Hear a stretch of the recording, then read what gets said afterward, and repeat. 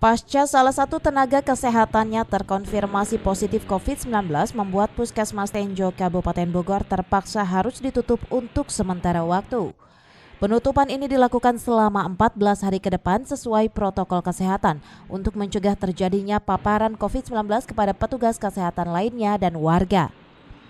Terpaparnya salah seorang tenaga medis di puskesmas ini diduga pasca tenaga medis tersebut turut mengevakuasi pasien COVID-19 yang meninggal dunia di desa Singabangsa.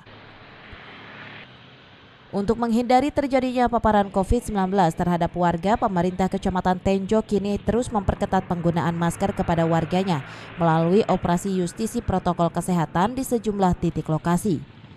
Beberapa orang warga yang terjaring operasi justisi protokol kesehatan di wilayah Kecamatan Tenjo pun mendapatkan sanksi sosial dari petugas. Seperti di stasiun, di perbatasan juga seperti ini banyak pintu masuknya karena positif di Tenjo itu dari luar.